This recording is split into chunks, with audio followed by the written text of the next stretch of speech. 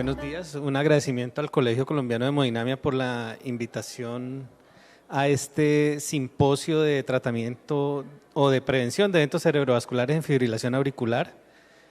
Pues me correspondió el estado del arte. Vamos a tratar de hacer un repaso por los estudios clínicos y los metaanálisis que hemos tenido en esta terapia. Este son mi relación con la industria, que puede generar algún conflicto en la charla, pero básicamente, digamos, para mí lo más importante es que esta es la orejuela izquierda, es una estructura trabeculada fibromuscular que está anexa ahí a la aurícula izquierda y que, como sabemos, genera el 90% de los trombos que generan un embolismo sistémico o un evento cerebrovascular en los pacientes con fibrilación auricular.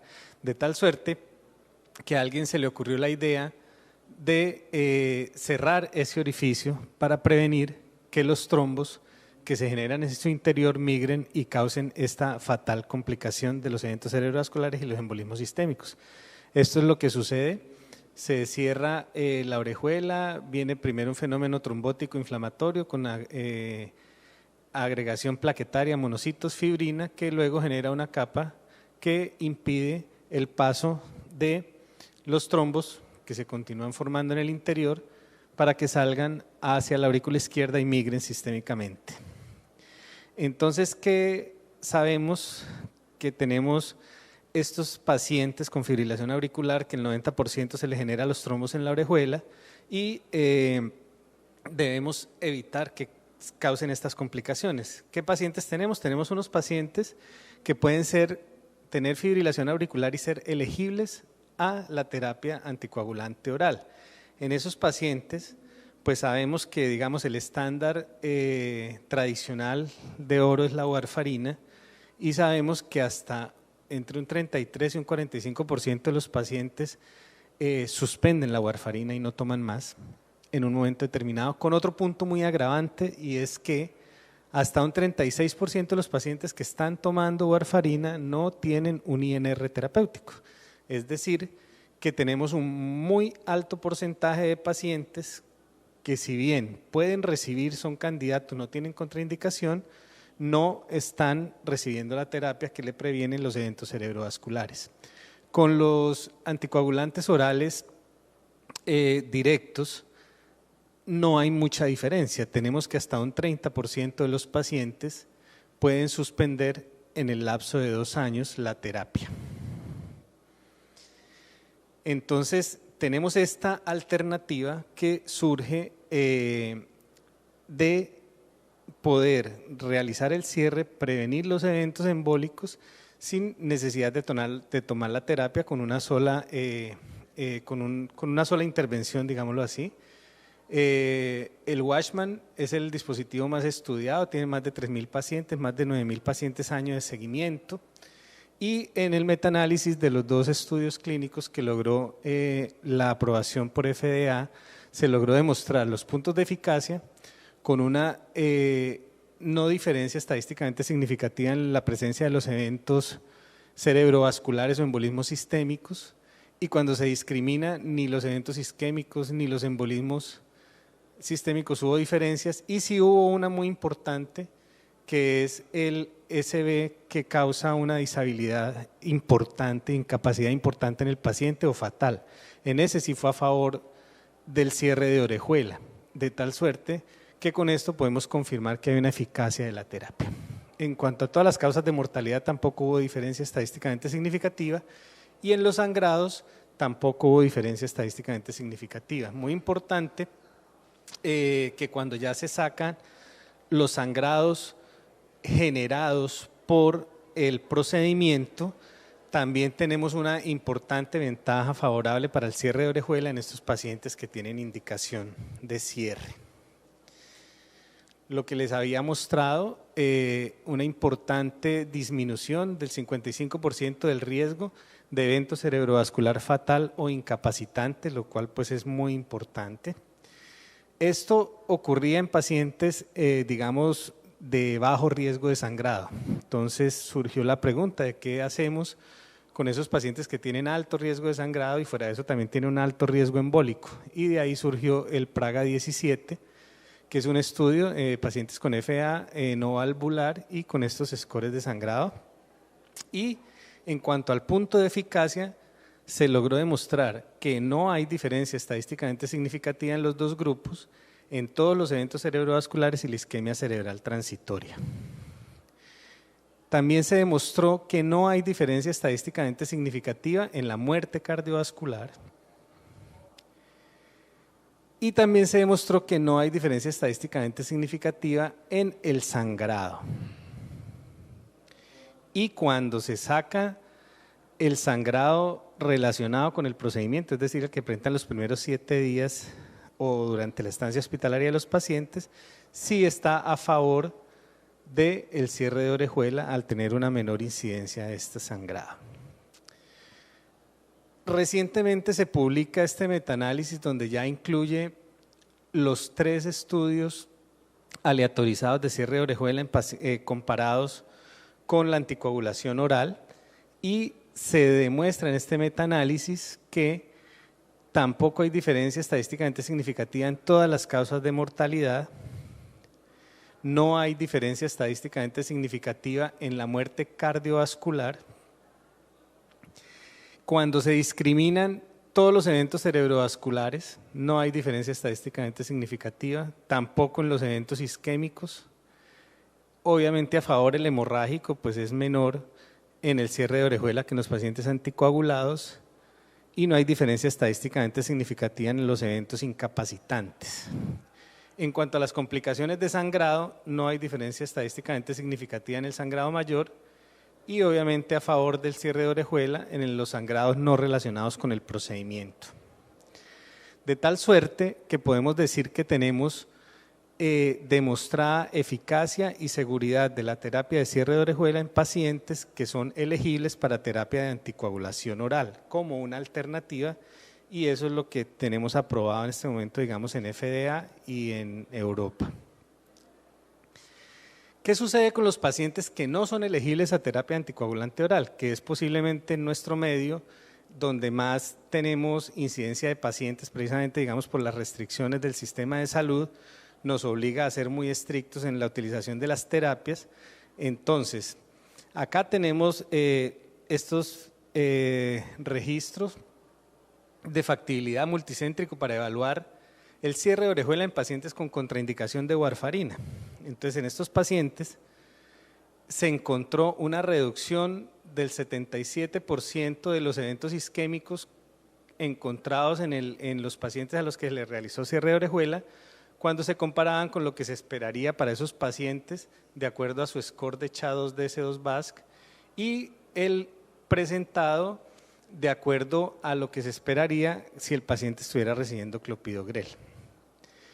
Posteriormente también tenemos los resultados del Evolution, que es un estudio de la vida real, más de 1000 pacientes, 47 centros, con una población bien interesante, más de 1000 pacientes como les había mencionado, y con estas características.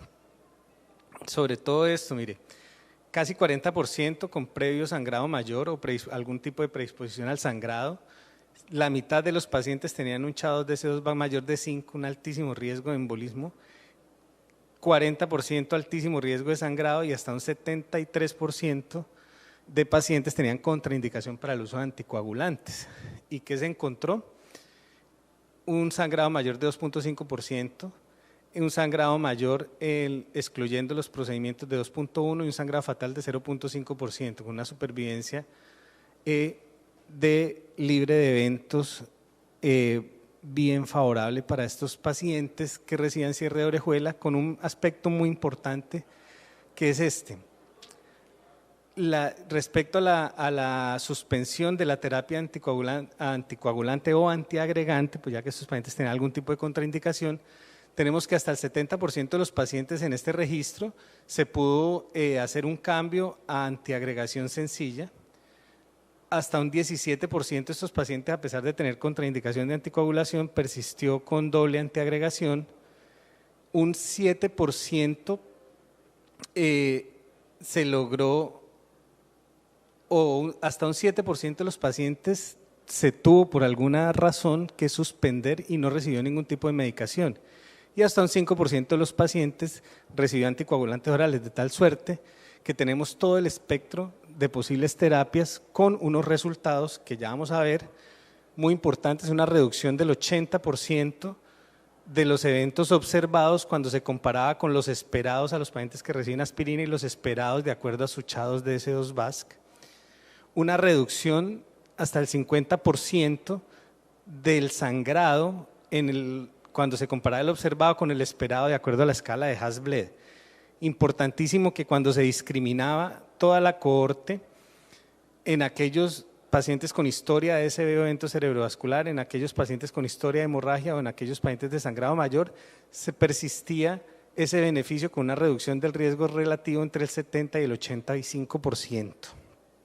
Igual para el sangrado, la reducción entre el 40 y el 60% persistió en todas las poblaciones, la cohorte completa, los pacientes con historia de SB, historia de hemorragia, historia de sangrado.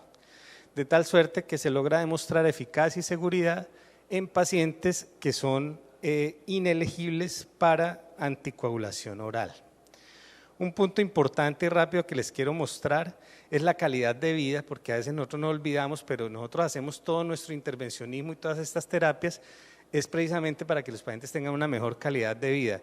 Y este es un subestudio del PROTEC donde se evaluó la escala con la escala de calidad de vida de QOL y se logró mejorar una significativa mejoría en la calidad de vida en los pacientes a 12 años cuando se comparaba con el grupo de warfarina. Entonces es algo que también debemos tener en cuenta muy importante. Esta es la tabla clásica de la selección del paciente, la gráfica clara. Tenemos en los pacientes para prevención de eventos cerebrovasculares, en los pacientes con fibrilación auricular, aquellos pacientes que pueden recibir anticoagulación oral, ese debe ser el tratamiento. Y en aquellos pacientes que tienen contraindicación, debemos ofrecerle la alternativa del cierre de orejuela. Nos queda en el intermedio una serie de pacientes que tienen alto riesgo de sangrado o que tienen un alto riesgo de eventos embólicos o incluso pacientes que tienen algún tipo de contraindicación o no desean recibir la terapia. Estos pacientes deben ser analizados de manera individualizada para definir el riesgo de uso de anticoagulantes o uso de cierre y ofrecérselo como una alternativa de tratamiento. Las contraindicaciones de esta terapia no son muchas: estenosis mitral o severa calcificación del anillo, que tengan una susceptibilidad alta a formación de trombos en la aurícula izquierda, como los pacientes con amiloidosis, muy de moda por estos días, o que por anatomía no se pueda colocar ninguno de los dispositivos, esto es muy bajo realmente, o que tengan obviamente previa extirpación quirúrgica del apéndice auricular. Esto es lo que nosotros tenemos que ver: la profundidad, el ancho, el orificio anatómico, el orificio ecocardiográfico y su relación pues con la arteria y la vena pulmonar. Es lo que vamos a buscar en los estudios previos para evaluar al paciente. ¿Cómo lo evaluamos previamente? Con ecocardiograma. Con el ecocardiograma vamos a ver en las diferentes proyecciones a 45, 95, 175, 0 grados, todas las medidas para definir el diámetro del orificio y la longitud de la orejuela. También vamos a ver si tiene la presencia de trombos, los cuales o contraindicarían o nos obligaría a realizar algún procedimiento adicional, como por ejemplo protección cerebral, si es obligatorio el cierre inmediato, etcétera. También tenemos la posibilidad de hacer la evaluación previa con tomografía, la cual nos va a dar pues, las características anatómicas de cactus, coliflor o chicken wing o windsock y las características del orificio, si es triangular, ovalado, si tiene forma de suela del pie o de gota de agua o redondos, para ver qué clase de dispositivo se nos va a acomodar mejor para el cierre, si es un dispositivo de doble oclusión como el Amulet o un dispositivo tipo plug como el Watchman. La tomografía también nos sirve para definir los diámetros de la orejuela y muy importante que nos puede ayudar a orientar sobre cuál es el punto ideal para realizar la punción transeptal. De la misma forma, también podemos hacer evaluación de cómo quedaría el dispositivo y de qué tamaño y de qué profundidad deberíamos dejarlo de forma ideal para el cierre. Entonces nos permite una planificación, digamos, más completa para nuestro procedimiento, más completa y segura. Ya del procedimiento hablamos ayer en la sesión de intervencionismo, entonces vamos a pasar rápidamente a la medicación posimplante. ¿Cuál es el principal objetivo? Prevenir la trombosis relacionada con el dispositivo y que se produzca una adecuada endotelización que permita prevenir los eventos tromboembólicos a futuro. Y de las complicaciones del procedimiento, pues que debemos tratar de prevenir, pues con un procedimiento seguro y bien planificado, estas complicaciones pues son muy bajas y nos pueden quedar sobre todo el leak residual o la trombosis relacionada con el dispositivo, que es lo principal a prevenir. Respecto a la trombosis relacionada con el dispositivo, tenemos factores que no se pueden modificar, como una susceptibilidad a la formación de trombos en pacientes por fracción de eyección, por trastornos hematológicos, el género, el CHA2DS2-VASC, los medicamentos, la medicación que elijamos y el tipo de dispositivo que utilizamos va a tener algún tipo de impacto. ¿Y por qué es importante estar pendiente de esto? Porque hay un impacto en la mortalidad y en los eventos isquémicos en aquellos pacientes que presentaron trombosis relacionada cuando se compara con los que no la tienen, de tal suerte que debemos individualizar muy bien el paciente para saber qué terapia debemos aplicarle para tratar de prevenir esto. En cuanto al leak residual, los resultados del AMULED trial demostró que efectivamente hay una más importante presencia de leak residual en los pacientes con Weissman cuando se comparaban con AMULED, pero cuando se evalúa la respuesta clínica, la supervivencia libre de eventos y desenlaces al año, no hay diferencia estadísticamente significativa en los dos grupos. De tal suerte que ¿cuál sería la recomendación de medicamentos posterior al implante? Tenemos que tener en cuenta estos factores: el riesgo de eventos cerebrovasculares, el riesgo de sangrado, si el paciente es elegible o no a terapia dual, a terapia simple o anticoagulación oral. Siempre recomendar la realización de un ecocardiograma transesofágico a los 45 días en búsqueda de trombosis relacionada con el dispositivo o la presencia de leak, y también se debe siempre considerar la preferencia del paciente. Vamos a tener estos grupos, pacientes en los que se les puede formular la terapia anticoagulante dual y que son no elegibles a anticoagulación oral. Los pacientes pueden recibir clopidogrel 3 meses y aspirina hasta 1 año. Entonces, terapia dual 3 meses y aspirina completar el año. Si el paciente es elegible a anticoagulación, entonces estos pacientes pueden recibir en los primeros 45 días anticoagulante oral, hasta los 3 meses clopidogrel y el ASA durante todo el año. O pueden recibir los primeros 6 meses el anticoagulante oral acompañado de la aspirina durante los 12 meses. Y estas son las recomendaciones que surgen de los estudios clínicos iniciales. Posteriormente ya vienen unas recomendaciones que están menos soportadas en la práctica clínica, pero que son escenarios que necesariamente se nos van a presentar. Pacientes a los que se les puede formular la terapia anticoagulante dual y son ineligibles, se le da clopidogrel 1 mes, ASA los 12. Que no sean elegibles para anticoagulación plaquetaria dual, ni tampoco anticoagulantes, recibir aspirina por 1 año. Vamos a tener algunos pacientes que no o tienen algún tipo de contraindicación para la anticoagulación plaquetaria dual, tienen alto riesgo de sangrado, pero pueden ser elegibles a terapia anticoagulante oral corta. Estos pacientes pueden recibir 3 a 6 meses de anticoagulación únicamente.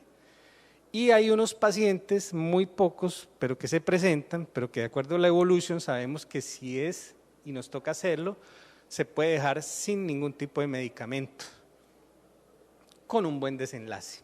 Y para terminar, saber que en pacientes con fibrilación auricular que tienen indicación de uso de algún tipo de terapia antitrombótica para prevenir eventos cerebrovasculares, que tengan contraindicación o intolerancia, que tengan alto riesgo de sangrado, que hayan tenido eventos previos o que la anticoagulación no sea buena, tenemos una alternativa que es el cierre de orejuela para todos estos pacientes. Y siempre tener en consideración la preferencia del paciente. Muchas gracias.